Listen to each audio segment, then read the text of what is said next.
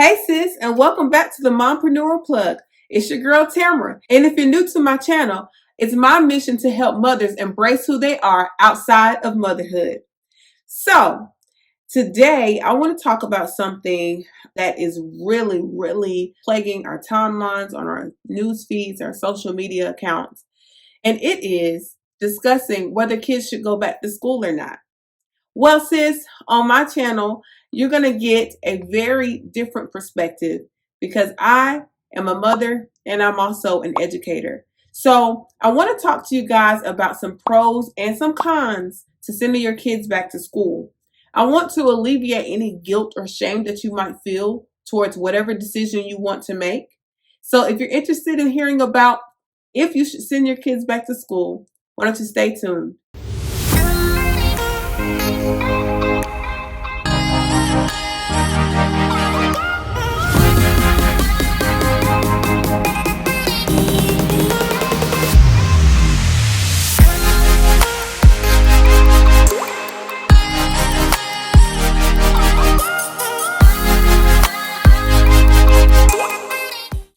Okay, sis. So let's get into this. Listen, this whole ordeal with COVID-19 has been an absolute hot mess. It has literally divided our country, not to mention all the other movements that's going on right now, police brutality and racism and all of the foolishness that's going on right now that we are having to deal with on top of this pandemic. It's been a crazy year. And if you need a little bit of motivation, why don't you click here to this video? It's a video where I discuss all of those things and just want to take time to encourage you, us, women, and how we can make it through this time. But not to get into that, I want to talk to you guys about making your decision about whether your child is going back to school or not. So I'm going to start off with the pros. I want to start off with the positive. So obviously, the main point as to what would be a pro to sending your kid back to school is this. As an educator, I fully understand that in-person, hands-on instruction is the best type of learning. Now, you do have some kids who benefit and do well with virtual learning, but virtual learning is not a long-term type of situation for a student to learn. Eventually, they need to be in person with someone. For social skills, learning how to interact with others around them, learning positive and negative behavior, and also just simply being able to get that one-on-one instruction from an educator. So that would be my first pro. My second pro would be maintaining funds for education. As we see now, our president is threatening to take away funds if we do not open the schools. So obviously we don't need that, because now we're going to have situations where our local governments are going to be taxing us even more to get funds or do what needs to be done. It's unfortunate for the educators who may lose their jobs if funds are cut. And so obviously that's another pro, is we won't lose any funds. I am so disappointed that I'm even having to say that, but here we are. The next pro would be stimulating our economy. So ultimately, if parents who have to work send their kids back to school, then they're able to work. Businesses that they work for are able to stay open, and we're able to stimulate the economy, right? Also, it continues the jobs in childcare. It opens up the jobs in education. Everything will continue to flow like normal, if you will. If you're having to keep your kids home, if you don't have a choice but to send your kids to school, then you could possibly lose your job if you are not comfortable with your child going back to school and you're trying to figure out, what am I going to do with my child? So there are a list of pros and a list of reasons why somebody would possibly want to send their kids to school. Now listen, I'm not knocking anybody who has to do what they have to do. I completely understand. I happen to be in a more fortunate situation where I have the option to keep my kids at home and they stay at home. But I have the option to keep my kids at home because I do run my own business and I do have the say so of whether I work or not. However, I understand that is not everyone's situation. So I understand that this is a very tough time to navigate. And sis, at the end of the day, you have to make the decision that's best for your family. So not by any means, I'm not telling anyone what they should or should not do. But what I am doing is presenting the facts so that you can make a choice on your own. I want to pause for a second and thank you guys so much for tuning into Mompreneur Plug with me. And if you like what you're seeing so far, go ahead and hit the like button. And don't forget to subscribe and hit the bell so you can get notifications of when my latest videos are coming up. Also, make sure you follow me on Instagram and Facebook. You can connect with me further there. Now, let's get into the cons. All right. So these masks that everybody loves to hate, I can't stand wearing them either. However, there is a huge importance in wearing these masks. So if I were to send my child to school, it will be important to me that not only my child is wearing his mask, but the teachers and all the staff members and faculty members are wearing their masks, and his peers are wearing their masks, right? Well, research has shown that those masks actually do cut off the airflow. It actually builds up carbon dioxide molecules in your mask and creates an environment that's not suitable for breathing. So imagine your child wearing this mask for 7 to 8 hours all day. Just think about it. Number one, we know that the children are not going to keep these masks on. I could not get my 3-year-old to keep his mask on for not even a minute before he was snatching it off. What makes you think these kids are going to keep these masks on? They're just simply not. If we can't get them to sit down and be quiet and do their work in the classroom, they're certainly not going to put on their mask and keep them on for the whole day.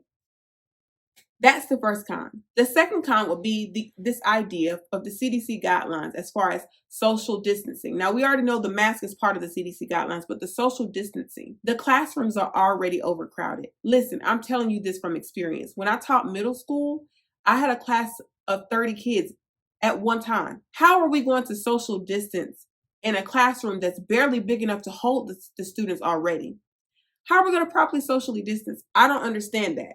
I know as an educator, we were having to create spaces for additional students. So to spread them out 6 feet apart and to keep them 6 feet apart. Anyway, moving on. Proper supplies. Proper supplies. There are so many schools that are in low-income neighborhoods that don't even have adequate tissue and soap in the bathrooms. I've worked in schools where we've gone a few days where there was no soap in the bathroom. And thank God we had hand sanitizer, but we all know the best way to cleanse is water and soap. But what about those schools that barely have the money to get the supplies that they need academic-wise? How are they going to afford all of these additional sanitation supplies? Moving on, sick teachers. Now, this is the part that really touches me. I don't know if you guys have seen, there's a story that was recently aired about a teacher who was teaching summer school virtually with 2 of her other colleagues. Okay, they followed the CDC guidelines. They were doing what they needed to do, and they were teaching virtually. And all 3 of the teachers wound up with COVID-19, and one of them passed away. That broke my heart. It broke my heart because this teacher was trying her best to make sure these kids were still getting educated, and she lost her life. Was it worth it? I ask you, was it worth it? So what happens when a teacher is sick? So at that point, by the time the symptoms have shown themselves and the teacher realizes, okay, something's not right, your child has already been exposed. And your child has now brought that home to you. Now, what happens when the teacher's sick? Okay, they go home. They stay away for 14 days. Not only that, now all of those kids who haven't been exposed have to go home. It's counterproductive if you ask me. It's counterproductive because if one teacher, let's say the music teacher has the virus, now they've exposed all of the students because every child goes to music, every child goes to PE, every child goes to the specials, right? Now the whole school has been exposed. So not only are we talking about just teachers who teach their main classroom, but what about the teachers who teach all of the students? What about the cafeteria staff? Have we thought about that? It's counterproductive because once the virus has spread, Now we have to shut down. We have to sanitize. Kids have to go home and self-isolate. Now we've lost 2 weeks of education. If the whole point is for them to continue education, what benefit are we going to get from that when everybody has to go home? We might as well be at home, right? Next point, subs. Finding subs for when the teachers have to leave. I'm going to just sit that right there. Now, let me tell you something. I was a teacher in the classroom, and I also was a teacher's assistant in the classroom. And let me tell you, finding subs, not as easy as you would think it is, okay? So not only are there a lot of teachers who were already considering not going back to the classroom before the coronavirus because of the pay and how low it is, and because simply school is not the same, education is not the same. There are so many teachers who were really considering not coming back. Now that this is put in place, there's going to be a deficit in the education arena. And not only that, if the teachers get sick and they're gone, who's going to cover for them? I'll sit that right there for you. Just let you marinate on that real good. Here's the last thing that I'm going to touch on. There's so many other things I could touch on, but I'm going to touch on this. Number one, most children do not get symptoms. Most children are not getting the virus, but there are some who are. And the kids that do test positive for coronavirus, most of those kids are asymptomatic, which means they may have the virus but not show any symptoms, which also means because they don't have any symptoms, they're not aware that they have it and they could potentially spread it to others. So let's talk about if your child does get the coronavirus. Here are some of the symptoms that you might have to deal with: swelling of the hands and feet, joint pain, vision problems, fever for several days, belly pain, vomiting, rash, dizziness, headache, red eye, and so many other symptoms. Guys, I, as a mother, cannot stand to see my children sick, period. I'm very protective of my boys because they are asthmatic. And I know that COVID-19 has been known to be a respiratory type of virus. So I'm definitely cautious when it comes to my two little ones. But what about those kids who have autoimmune diseases? What about those kids who are medically fragile? The children who have mental disabilities? What are we going to do about those kids? So I'm presenting these pros and cons to you. No judgment on whatever choice you have to make. This is a tough time. I cannot imagine if I was in a position where I was still having to go to work, what decision I would have to make. So I'm presenting the facts to you. The choice is yours. But I just want you guys to know that we're in this together. This is a difficult time. And all I can say is, I know God is with us and we have to continue to lean on him. It is unfortunate that the leadership that is put in place is not handling this to the best ability. And that is my personal opinion. If you don't agree with it, I'm sorry. I just feel that our leadership is not handling this the best. I said all of that to say, sis, do what you need to do for your family. If this video was of any value to you, I ask that you go ahead and click that like button. Go ahead and subscribe and go ahead and click that bell so you can be notified on my latest videos.